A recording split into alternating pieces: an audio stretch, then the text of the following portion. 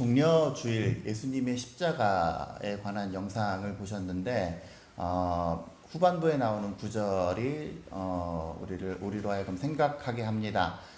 우리의 계획과 우리의 기대와 우리의 바램과는 달리 예수님은 왕의 모습도 아니고 왕관도 아닌 면류관을 쓰시고 그리고 죄인이나 맴직한 십자가를 지신 것, 그분이 바로 우리의 왕 예수 그리스도라고 하는 그런 말로 우리 종려주일 예수의 십자가를 이렇게 한 번 더 생각하게 합니다. 십자가는 그래서 역설의 공간이에요. 역설의 공간. 우리는 승리하였네 했지만 사실은 가장 패배한 것 같은 그러한 공간이고 가장 영광스럽네 하지만 가장 초라한 모습으로 이 땅 가운데 오셔서 멸시와 천대를 받고 죽으시기까지 하는 것이 바로 예수 그리스도의 십자가, 그리고 예루살렘에 심지어 입성하기까지 그 모든 과정이 우리의 기대와는 동떨어진 그러한 예수님의 모습으로 오셨다라고 하는 것이죠. 이것은 우리가 종려주일을 통해서 많이 묵상한 내용이고 또 이번 한 주 동안 여러분들 묵상해야 될 내용입니다. 내가 내 생각, 내 바램 이것들과 다른 모습으로 우리 가운데 역사하시고 내 기대와 다른 방향으로 우리의 삶이 전개될지라도 끝까지 최후 승리를 얻기까지 최후 우리가 응답을 받기까지 온전히 주님을 따르겠노라고 믿음으로 고백하는 이번 고난주간의 절기가 되어주시기를 주의 이름으로 축원합니다. 마태복음 21장의 말씀은 이렇게 성전에 예루살렘에 입성하시고 가장 먼저 하신 사역 중에 하나가 바로 예루살렘 성전을 정화한 사건이 바로 이 오늘 본문의 말씀입니다.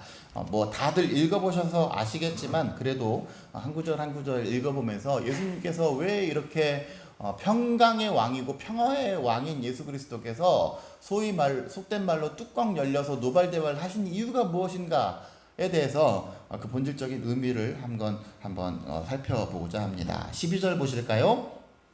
예수께서 성전에 들어가사 성전 안에서 매매하는 모든 사람들을 내쫓으셨다. 성전 안에서 매매하는 모든 사람들을 내쫓으셨다. 그리고 돈 바꾸는 사람들의 상과 비둘기 파는 사람들의 의자를 막 때려 엎어버리신 거야. 크게 세 가지로 압축할 수가 있죠. 매매하는 사람들, 상인들, 그리고 돈 바꾸는 사람들, 환전상들, 그리고 비둘기 파는 사람들, 이 사람들의 의자를 둘러 엎으셨다. 그리고 그들에게 이르시되 내 집은 기도하는 집인데 너희가 어찌하여 강도의 소굴을 만들었느냐라고 예수님께서 책망하시는 내용이 우리가 처음 목격한 성전 정화의 내용입니다.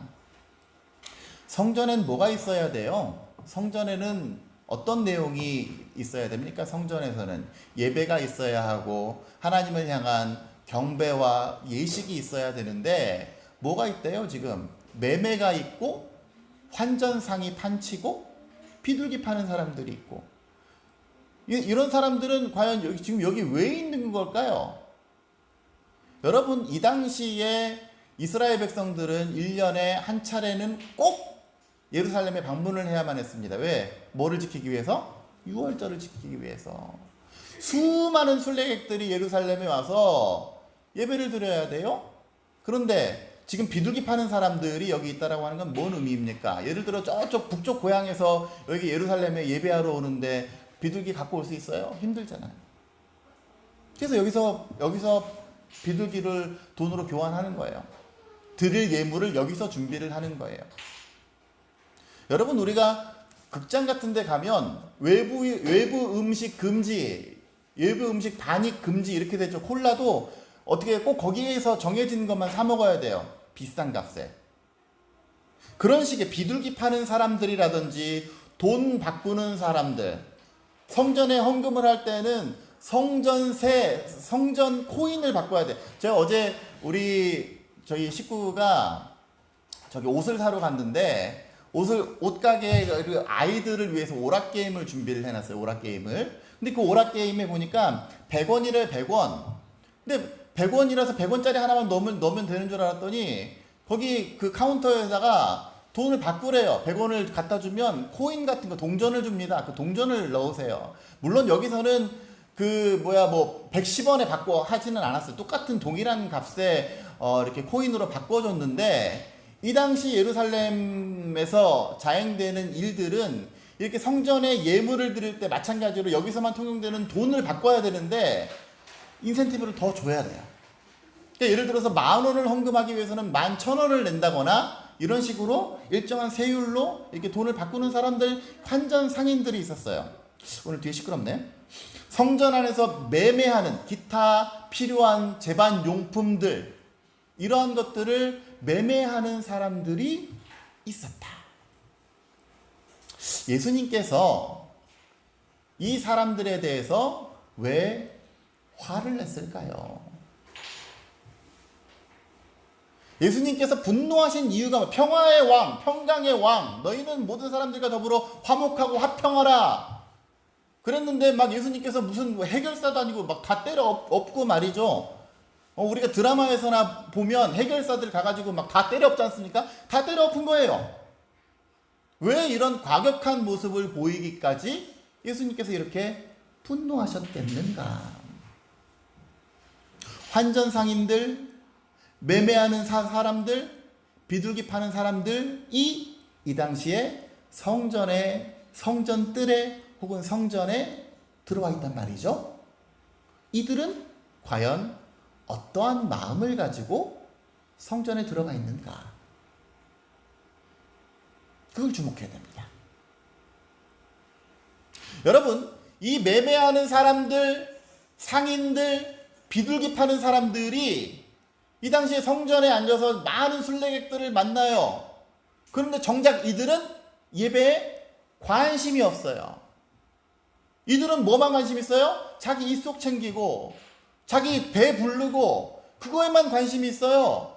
성전에는 있는데, 성전 안에 들어와는 있는데 하나님을 예배하는 것과는 아무런 관련이 없어요. 그것이 문제예요. 제가 설교할 때마다 여러분들 가운데 가끔 귀에 자극스러운 말들을 할 때가 있습니다. 교회 안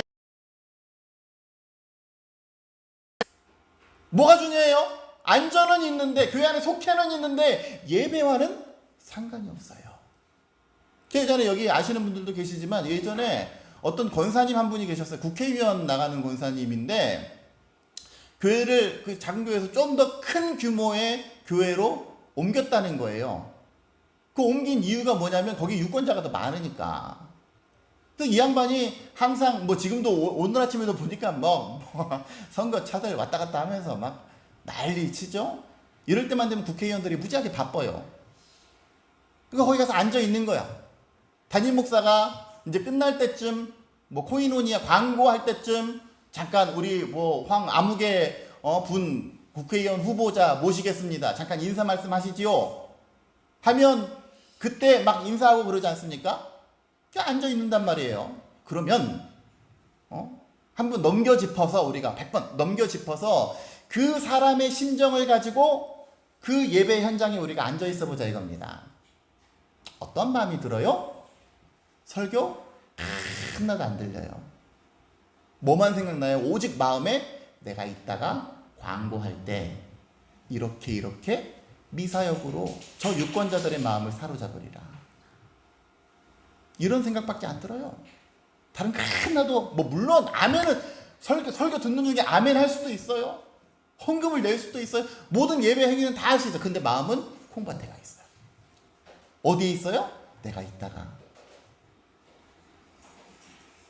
목적이 하나님을 예배하는 것이 목적이 아니라 그 예배의 참석을 통해서 자기가 얻어내고자 하는 바를 얻어내기 위해서 예배하는 그 예배 행위가 과연 하나님께서 받으실 만한 예배이겠느냐.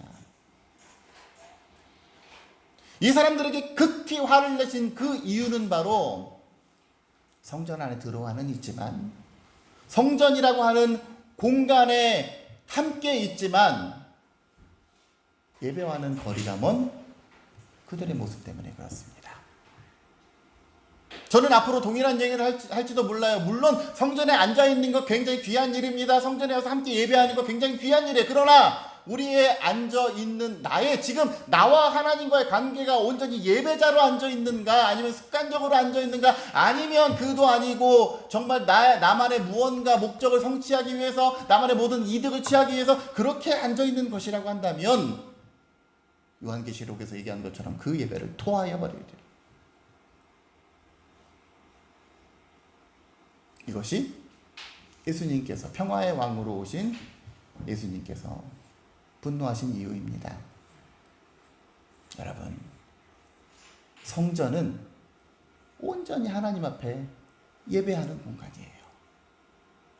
근데 잘못돼도 크게 잘못됐어요. 그래서 한번 계속 말씀을 한번 볼까요? 14절, 맹인과 저는 자들이 성전에서 예수께 나오매 고쳐주셨다.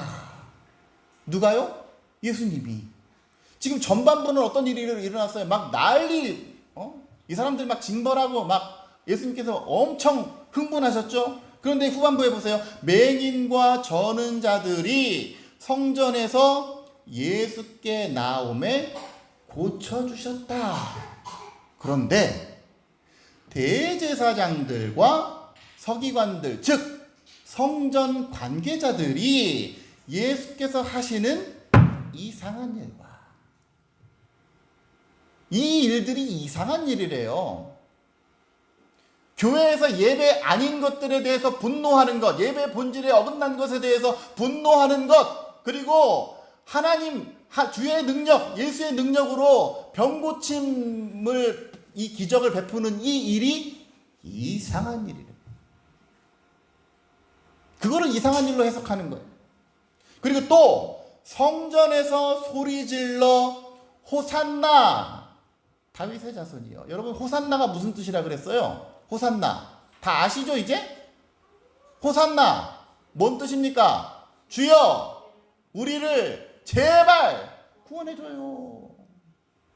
메시아여, 그냥 놔두지 말고 우리를 제발 좀 구원해 주십시오. 호산나 호산나, 다윗의 자손이요 하는 어린이들을 보고 노하였다. 여러분, 호산나 다윗의 자손이여, 이거를 지금 우리식으로 말하면 뭡니까? 이거 뭐 한 거예요? 찬양한 거죠. 찬양. 그거를 어떻게 했다고요? 노했대요. 노했대. 여러분, 이게 말이 됩니까? 그러니까 지금 대제사장과 서기관들은 누구예요? 교회 중직들.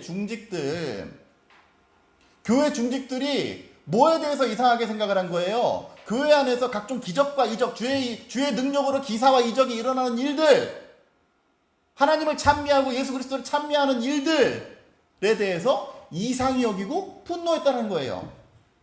그럼 반대로 뭐 했다는 겁니까? 매매하는 것, 비둘기 파는 것, 장사하는 것, 이것에 대해서는 당연시 여긴 거예요.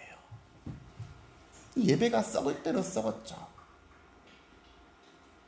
이 사람들이 이것에 대해서 당연시 여긴 이유는 뭡니까? 그들에게 돌아오는 일정 분량의 커미션이 있기 때문에. 그러니까 얼마나 세속화된 거예요. 예수님께서 꼬집으신 게 이 세속화된 교회의 모습입니다. 여러분, 우리가 정상적인 사고라면 뭐에 대해서 분노해야 됩니까? 찬양 시간에 찬양이 온전하지 못한 것에 대해서 분노해야 되는 거 아니에요? 그거에 대해서 경각심을 느껴야 되는 거 아니에요? 저는 뭐 비교해서 죄송합니다만은 항상 앞에 교회 가보면 거기는 와, 굉장히 뜨겁게 찬양해요. 반주도 없어. 그냥 반주기 켜놓고 그냥 그렇게 해요. 속된 말로 좀 이렇게 후지게 해요. 그런데도 거기서 하는 사람들의 찬양에는 혼이 담겨 있어. 제가 들어보면. 또 죄송하지만 우리 교회에서 드리는 그 찬양에는 2%가 부족해, 항상. 저는 그렇게 느껴요. 근데 이것에 대해서 우리는 그 누구도 경각심을 가지지 않으려고 하잖아요. 이상하게 생각을 안 하잖아요. 기도합시다. 요한계시록의 내용을 보면서 우리가 다시금 뜨거워져야 됩니다 라고 하지만 그 누구도 내 스스로 내가 먼저 기도의 자리에 나오고 뜨거워지려고 하지 않잖아요. 그것에 대해서 우리가 이상히 여기고 식어버린 교회의 모습에 대해서 분노해야 될진데 우리는 그것에 대해서 아무런 감각이 없습니다. 물론 죄송하면 여러분들 가운데 감각이 있는 분도 분명히 있어요. 근데 전체적인 얘기를 지금 하려고 합니다. 대제사장과 서기관이 분노하는 내용, 뭐에 대해서 분노해야 돼요? 교회가 교회되지 못한, 예배가 예배되지 못한 그 모습에 대해서 분노하는데, 이런 엉뚱한 목적을 가지고 앉아있는 사람들을 당연시 여기는 교회의 현실 앞에서 우리가 과연 예수의 이름으로 이 세상을 변화시킬 수 있겠느냐라고 하는 얘기입니다. 보세요. 16절. 호산나 다윗의 자손이여 하는 어린이들을 보고 노했다. 그랬는데 예수께 말하되 그들이 하는 말을 듣느냐? 예수께서 이르시되 그렇다. 시편 8편에 어린 아기와 젖먹이들의 입에서 나오는 찬미를 온전케 하셨나이다 함을 너희가 읽어본 적이 없는가? 여러분, 이건 무슨 의미일까요? 제가 뭐 예를 들어서 우리 승우가, 저는 이제 항상 저희 옷방에 가면 예수님 그거 이렇게 그 양치는 그 성화 있죠. 그게 걸려 있어요. 그래서 어린 깐난쟁이 때부터 가면 예수님 십자가 맨날 가르쳐 줬어요. 맨날 가르쳐 주고, 얘가 이제 성전에서 늘 놀다 보니까 제일 먼저 터득한 찬양이 예배자입니다. 나는 하나님을 예배하는 예배자입니다. 뭐 내 영혼 거룩한 은혜를 향하여, 이거를 어느 날 앵무새처럼 이렇게 막 찬양을 해요. 야, 기특하다 그랬어요. 기특하다. 근데 이제 애를 이렇게 이뻐하면서 곰곰이 생각을 한 거죠. 야, 네가 예배가 뭔지 알아? 지가 뭐 내 영혼, 그런데 야, 영혼, 네 영혼이 뭔지는 알아? 하나님을 예배합니다. 네가 신의 존재를 알아? 모르잖아요. 에? 몰라. 모르는데 그냥 하는 거예요. 그런데 만약에 내가 하나님이라면 모르고 하는 그 찬양이지만 나는 그 찬양을 100% 기쁘게 받을 것 같아요. 왜? 순수함으로, 뜻은 모르지만 순수함으로 배웠으니까 찬양하잖아. 그게 이거예요. 어린아이와 젖먹이들 뜻도 모르지만 이렇게 흥얼흥얼하는 찬양을 하나님께서 흔쾌히 받으시겠다라고 하는 게 이것이 온전케 하셨다. 반대로 우리는 어떻습니까? 예배의 뜻을 모릅니까? 예수님의 존재를 모릅니까? 다 알아요. 알매도 불구하고 그 찬양 가운데 영혼이 없고 뜻이 없고 그런 찬양을 할 때에는 그 찬양은 온전한 찬양이 되죠. 아무리 화려한 악기가 그것을 감싸고, 아무리 찬양 인도를 열심히 잘하고, 아무리 많은 사람들이 찬양할지라도, 뜻을 다 알고 아무리 화려한 소리로 음색으로 찬양할지라도 거기에 진정성이 담겨져 있지 않으면, 거기에 순수함이 담겨져 있지 않으면 그 찬양은 온전한 찬양이 될 수가 없다라고 하는 것을 예수님께서 가르쳐주고 있는 것을 보게 됩니다. 여러분, 이 예배에 앉아있는 나의 영적인 상태는 어떠합니까? 하나님과의 나와의 관계, 지금 나는 예배자입니까? 지금 나는 예배하기 위해서 앉아있습니까? 여러분, 우리가 이 오늘 본문의 말씀을 읽어보면서 한 가지 우리 교회 가운데 적용해야 될 것이 있어요. 뭐냐? 지금 우리 교회가 여기서 장사해요? 비둘기 팔아요? 예? 세금 걷어요? 아니죠. 그러면 이 본문은 적어도 우리 교회랑 상관없는 것 같습니다. 그러나 한번 보세요. 매매하는 거, 돈 바꾸는 사람들, 비둘기 파는 사람들이 왜 여기에 존재했을까? 여러분, 이 사람들이 만약에 없다면 성전의 예배는 마비가 돼요. 왜? 제물을 드릴 수가 없는데, 헌금을 할 수가 없는데, 기타 필요한 부대의 어떤 상황들을 누군가 해결해 줄 수 있는 사람이 없는데, 그래서 이 사람들은 사실 반드시 필요한 사람들이에요. 그렇게 해서 처음에 성전에 돈 바꾸는 사람도 그래서 생겨난 거고, 비둘기 파는 사람들도 그래서 존재한 거예요. 그런데 문제는 뭐예요? 본말이 전도된 거예요. 제가 예전에 저는 노래하는 걸 좋아해서 성가대 활동을 꽤 열심히 했습니다. 광림교회 성가대 그러면 한 200명 모이고 막 오케스트라도 빵빵하고, 거기에 그 국내에서 내노라 하는 독창자들, 솔리스트들, 전공자들 있으니까 배울 것도 참 많이 있고, 여러분 한 200명이 매주마다 그냥 빵빵한 오케스트라랑 맞춰가지고 이 음악을 연주하고 노래를 부른다라고 하는 게 이게 얼마나 매력 있는 일인지 아십니까? 갈릴리 성가대라고 하는 성가대를 제가 굉장히 오랫동안 섬겼어요. 근데 연습 시간도 굉장히 길어요. 끝나고 1시간, 또 수요 예배 끝나고 1시간, 주일 예배 전에 1시간. 그 얼마나 많은 시간적인 어떤 노력이 필요한지 아십니까? 그럼에도 불구하고 너무너무 기쁜 마음으로 성가대를 했어요. 근데 중요한 건 뭐냐면, 성가대를 열심히 하다 보니까 어느 순간부터는 주일날 예배 드리는 나의 목적이, 교회 오는 나의 목적이 예배 자체가 목적이 아니라 성가대가 목적이 됐어요. 노래가 목적이 됐어요. 노래가.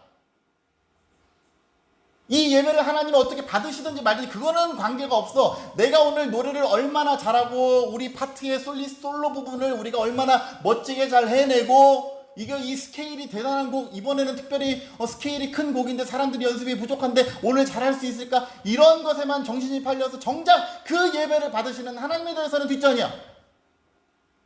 그럼 어떻게 해야 됩니까? 성가대를 없애야 돼요? 아니죠. 성가대는 반드시 필요한 거예요. 그런데 하다 보니까 본말이 전도된 거예요. 여러분, 지금 저는 늘 항상 그거를 경계했습니다만은, 이제 코로나 시대가 끝나면 여러 가지의 것들을 우리가 미리 준비하고, 더러는 식사 준비도 해야 되고, 더러는 안내도 해야 되고, 더러는 교회 학교도 해야 되고, 여러 가지 것들을 많이 해야 돼. 그러나 그 모든 것을 행할 때에 그것이 반드시 필요한 것임에도 불구하고 그것이 예배에 방해된다면, 그것이 내가 하나님께로 나아가는 예배의 순수함을 깨트려버리고 그것 자체가 목적이 되어버린다면 그것은 하지 말아야 됩니다. 차라리 밥을 안 먹을지라도, 차라리 안내를 안 할지라도 그것은 하지 말아야 돼요. 예수님께서 뭐라 그래요? 이거 비둘기 파는 사람 다 둘러 엎으시고 필요한 거 모르겠습니까? 그런데 하지 말아라. 왜요? 성전에 나와서 예배하는 가장 최종적인 본래적인 목적은 하나님께 영광이 되는 것이고 하나님을 높이는 거예요. 그 어떤 것일지라도, 그 어떤 것도 이 목적에 위배가 되면 차라리 하지 말아라. 이것이 예수님의 예루살렘 성전 정화에 담긴 의미입니다. 우리의 예배가 예배답지 못할 때 입에서 토하여 버리리라. 여러분, 이 예루살렘 성전, 오늘 주무시는 분들이 많습니다. 오늘 성전이 성전되지 못할 때 어떤 일이 일어났을까요? 이 예루살렘 성전, 지금 여기 마태복음 21장에 나와 있는 예루살렘 성전은 소위 세 번째 성전입니다. 예루살렘 성전 첫 번째 성전은 어떠한 성전이었어요? 솔로몬 성전이었어요. 이 솔로몬 성전은 가장 웅장하고 화려한 성전이었지만 AD 587년에 바벨론이 침공했을 때 이 성전이 박살이 났습니다. 두 번째, 페르시아 시대 때 이스라엘 백성이 바벨론 유수에서 돌아오면서 1차 포로 귀환을 한 상태에 스룹바벨이라고 하는 사람이 대제사장 여호수아와 함께 백성들을 이끌고 와서 제일 먼저 한 일이 뭐냐면 성전을 짓는 거였어요. 예전 솔로몬 성전을 짓기에는 너무나 턱없는 인력과 턱없는 재력으로 조그맣게 지었어요. 그게 이스라엘 역사상 두 번째 있는 소위 스룹바벨 성전이었어요. 그 성전도 낡아지고 무너지게 됐죠. 신구약 중간기를 거치면서. 이 세 번째 성전, 소위 지금 이 신약 시대에 나와 있는 이 성전은 헤롯 대왕이 지은 헤롯 성전이에요. 요한복음에 보면 이 성전을 지금 46년째 이것을 짓고 있다. 아직 완공이 되지 않은 상태예요. 84년인가 86년인가 걸려서 굉장히 오랫동안 지은 성전이에요. 나중에 짓자마자 6년 뒤에 파괴가 돼요. AD 70년 뒤에. 여러분, 하나님께서 사랑하시는 이 성전들이 왜 자꾸 파괴가 되었을까요? 솔로몬 성전이 무너진 이유가 무엇입니까? 예배 타락이 있었어요. 스룹바벨 성전이 무너진 이유가 무엇입니까? 포로 귀환해서 포로 생활을 끝내고 돌아와서 이제는 정신 차릴 법한 사람들이 여전히 자기 버릇에 못 준다고 똑같은 방식으로 똑같은 양상으로 예배에 무뎌졌어요. 그래서 오늘 시간이 많이 갔지만 느헤미야 8장을 보면 이 학사 에스라가 얼마나 답답한지 사람들을 막 다 모았는데 그 당시에 성전이 이미 완공이 됐거든요. 천신만고 때 성전을 완공시켜서 나름 그래도 괜찮은 만족감을 가지고 있었어요. 그러나 그럼에도 불구하고 이 학사 에스라는 사람들을 성전으로 모으지 않고 수문학 광장으로 모았습니다. 다 모았어요. 다 모아서 밤새도록 성경 읽고 울고 기도하고 떼굴떼굴 소위 성령운동을 막 몇 날 며칠 동안 했어요. 희한하지 않습니까? 성전이 있는데 왜 성전에서 안 하고 수문학 광장 소위 말하는 야외 예배를 진행했겠는가? 그건 뭐예요? 우리가 성전이라고 하는 환경 앉아서 예배하다 보면 뭐 물론 우리도 그렇지 않습니까? 코로나 시대에 어때요? 모이지 못하였다가 다시 모이니까 얼마나 감격스러웠어요. 그 주는. 근데 그 다음 주 되면 어때요? 또 똑같아. 또 똑같고. 그러면 옛날에 자기 모습으로 그대로 돌아가는 거예요. 이스라엘의 성전 제사가 이렇게 타락했습니다. 그래서 그 성전도 무너졌어요. 세 번째 이 헤롯 대왕이 이스라엘 백성들의 환심을 사기 위해서 지은 이 성전, 나름 솔로몬의 옛 영광을 재현한 스룹바벨 성전보다는 훨씬 큰 성전이었어요. 시설도 좋아요. 인프라도 괜찮았어요. 사람들이 예배하다 보니까 이런 영적인 타락, 예배의 타락을 가져오기 시작했어요. 그러니까 어떻게 됩니까? 예수님께서 뭐라고 해요? 이 성전 돌 위에 돌 하나도 남지 않을 것이다. 네로 황제 아시죠? 네로 황제. 예전에 유물번지에 그 최양락이 나와가지고 뭐 여봐라 했던 거. 굉장히 코믹하게 그려졌지만 그 네로 황제가 사실 기독교를 제일 잔인하게 박해했던 황제 중에 한 명이었어요. 그 네로 황제의 박해 정신을 계승한 베스파시안과 디도라고 하는 이 황제에 의해서 디도에 의해서 그 당시 장군이었죠. AD 70년에 예루살렘 성전이 구둣발로 지근지근 밟히고 성전이 아주 막 박살나는 일이 AD 70년도에 일어나게 됩니다. 그리고 더 이상 이스라엘은 성전을 갖지 못했어요.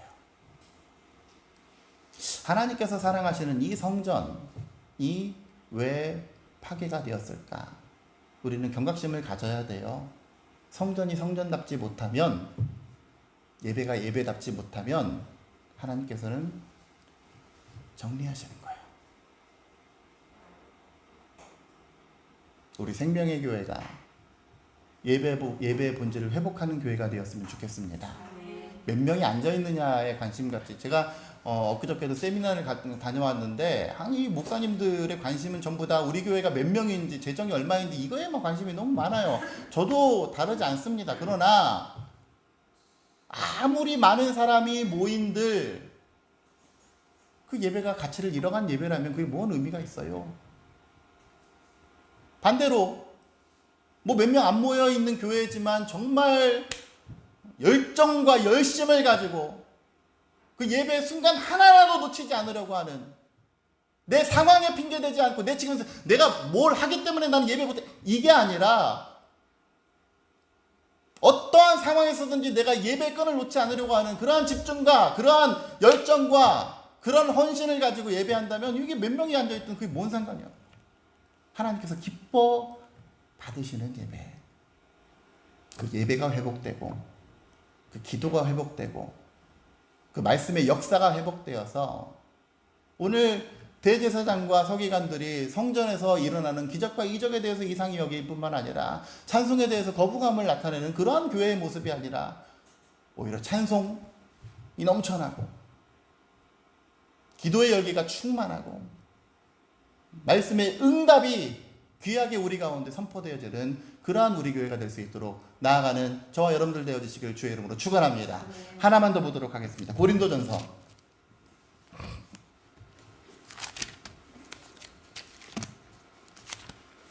3장 16절 17절